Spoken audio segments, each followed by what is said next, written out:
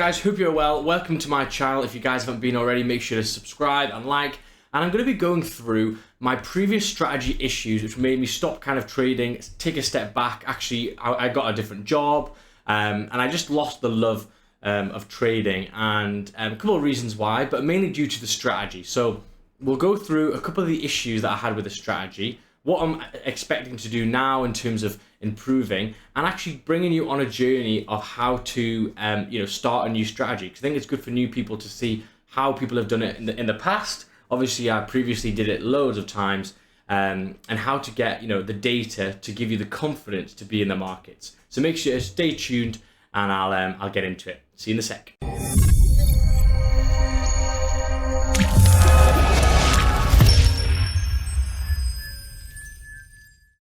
So here guys, I've written down my previous strategies, issues, and also what I want to be doing differently to avoid those issues. Okay, so the first one here you can see had to be present on the chart. So I want to be able to know when exactly I want to be looking at the charts and when I don't want to be looking at the charts, making quick, snappy decisions and making sure that I can get on with my day and do other things other than staring at a chart all day. Okay, so that's quite important for me because obviously got another job now and I want to make sure I can balance it between the other job. So easily identifying opportunities, know exactly when to look at the markets. Because previously you'd have to stare all day looking at opportunities, and when confidence is low, when the win rate's declining, you just don't want to enter, and therefore you're just doing nothing in your day. So I want to be able to know exactly when to enter and identify the opportunities. Secondly, the win rate was declining, so I knew obviously when you're running a group, the issue is you've got to stay with what's actually going on in the charts as well, instead of just teaching the previous strategy, which could change, which it did change for numerous times. So I want to be able to know that I've got a good, really high win rate, and that's done from backtesting, which I'll do in the next videos. So there we go. And then taking profit was sometimes vague in decision making. So yeah, like when to take the profit. Should you run? Should you close 80%? I want to know exactly. I want to put it at the start, exactly what I'm doing with the strategy that I'm going to be looking for.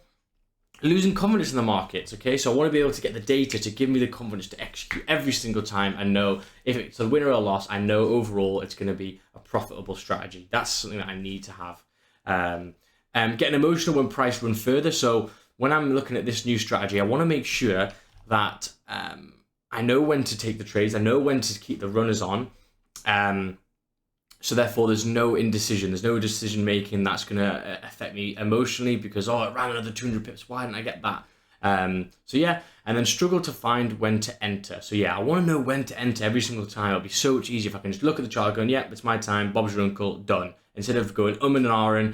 And especially in the last one here, when there's too many strategic conversations, so like when I have my group, obviously loads of people are doing different things and people say, no, you got in too early, no, you're in order block. I want to make sure that I'm confident in my own strategy and therefore don't get skewed with other people's opinions. I always remind this as when I used to do it like full time, it was very much like a manager, a football manager.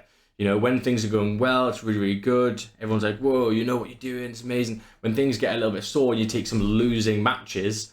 People are like, oh, you should change this, you should do this, you should do this. And the issue is, and that when I watch football, is the best managers, they go, no, I know my strategy, I know what I'm doing, I don't need external voices, which I kind of, lost confidence with and kind of brought in new strategies that I wasn't clued up on. So I want to make sure that they are the main things. So yeah, that's what I'm looking at.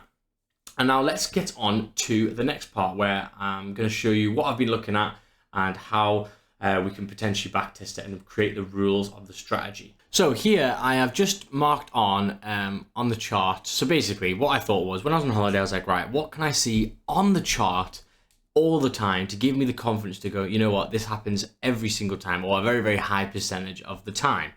So I thought, well, look at a candle. So if I just draw like a candle here, right? Obviously the chart we look at is based on a candle. And if you remember in maths, this is called like a box plot. Okay, so this is a normal candle. Okay, we normally have a top wick, which is this bit here. Okay, we have a bottom wick, which is this here.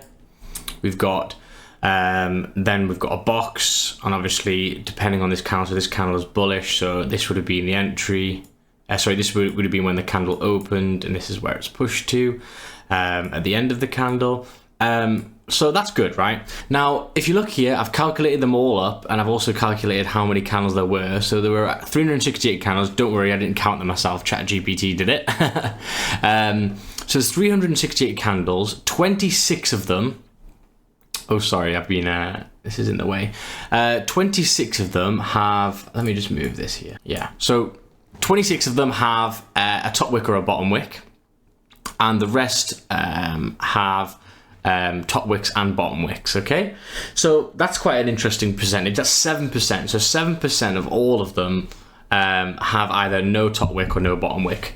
So there's a 93% chance in this frame that it has a top wick and a bottom wick. That's quite a nice percentage to know, right?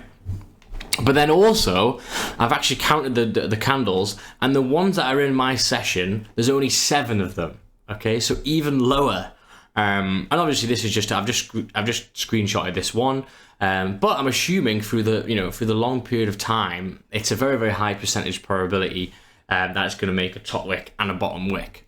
Okay, and that's something that I can visually see. I can always see it, and therefore it's pretty easy to identify, right? If I take a trade, depending on obviously when we do our back testing, we can see, yep, I took this trade because it's got no top wick, it's bullish, we're not at resistance, and therefore there's a 90-something% chance it's going to flip. Okay, so that is the probability. That's the percentage that I want to know at all times, and I don't care about anything else. This is the thing that I want to back test. And again, we don't know anything about it until you do the data, but that's what I like. So going back to what we previously had here, which is this. So the first one is keeping with current trend, and what that means is basically I want to be where price is going. So for example, I actually took some sell trades down here with this, and obviously bearish. Obviously, when we're coming up here, we're bullish, right? We're trending upwards, right? All you got to do is do a line and go, yeah, we're trending upwards, we're bullish. Okay. When we get to, if you look here, we're starting to range. Can you see? We're starting to just hold a kind of a horizontal line, and therefore I wouldn't really be interested in taking trades there. So yeah, it's all, yeah. So for like this one, can you see this 50-minute candle? It was at 3 a.m. It pushed up, no bottom wick. Okay, so someone could be like, well, Max, why don't you take the sell here? Well, because I need to be with the trend, right? I want to get a discounted entry. So for example, if the opposite happened and actually, let's just say this candle opened. Okay, it opened, it made a lower wick, okay, no top wick, then I would take a buy there, probably stop loss there, and be with the trend. But because it's going the other way and it's going, with the trend, bullish, oh, sorry, like this, we're going upwards, okay, we're always stepping up, okay, I would not be in the backtesting sessions taking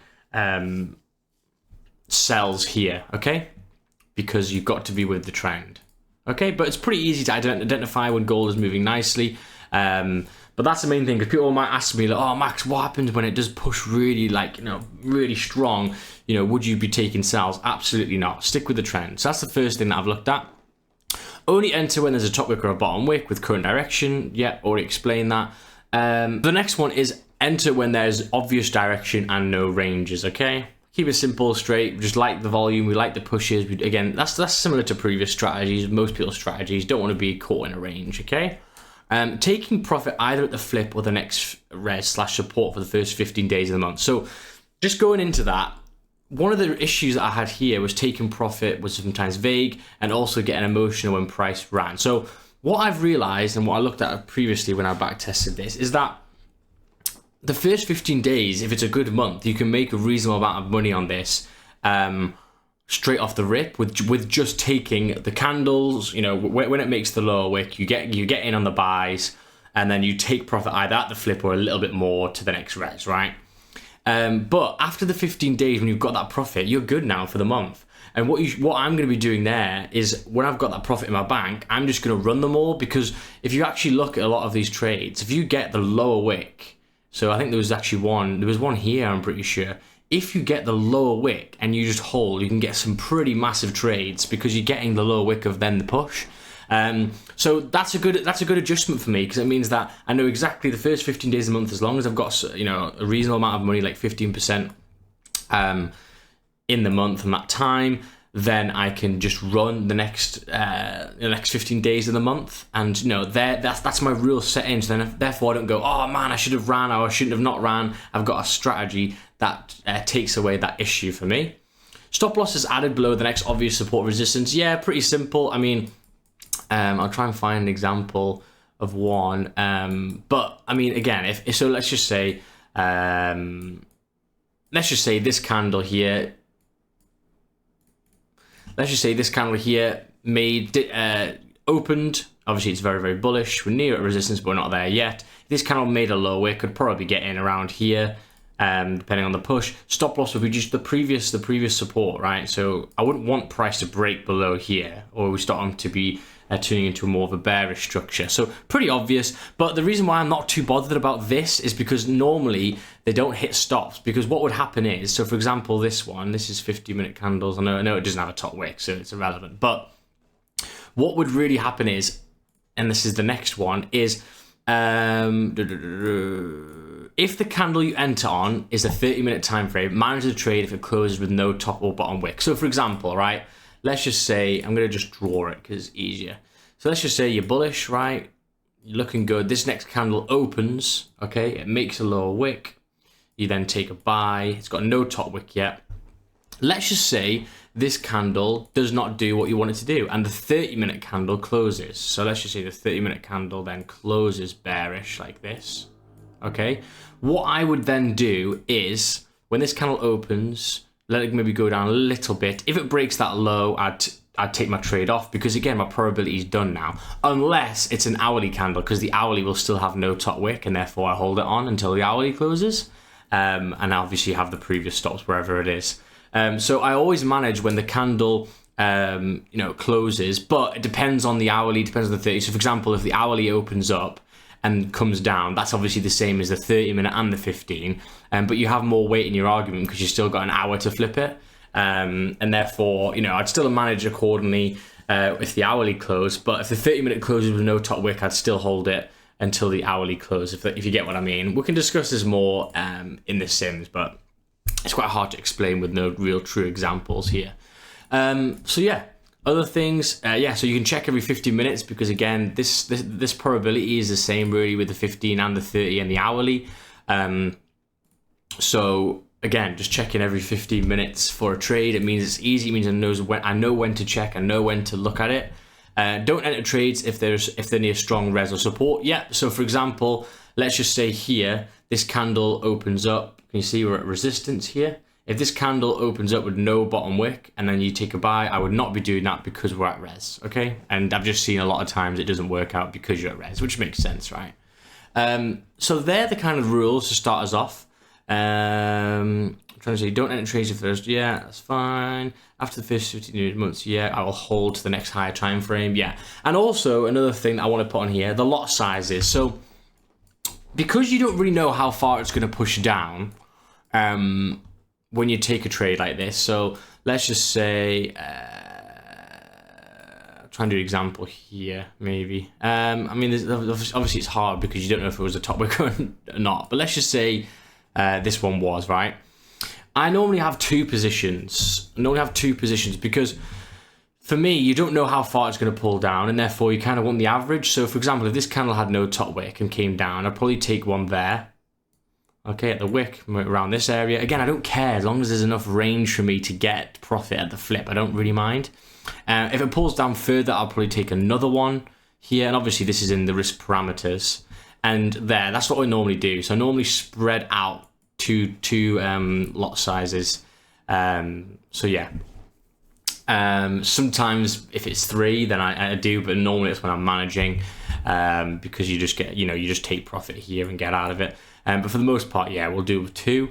And yeah, that is pretty much it. So stay tuned for the back testing and see how it is. Again, we don't know because we haven't got the data yet to see if this works, but it's just an opportunity that I've saw and I thought, you know what, let's see if this happens. I've been looking at it for the past month, like live and day to day, and it happens a lot, man. It happens a lot. And the good thing is, because it's every 15 minutes, even if it happens 4 times in the day, that's 4 trades. Before I'd only take like 1. So there's some benefits here, and we'll see what the statistics are after. So yeah, thank you very much for coming on.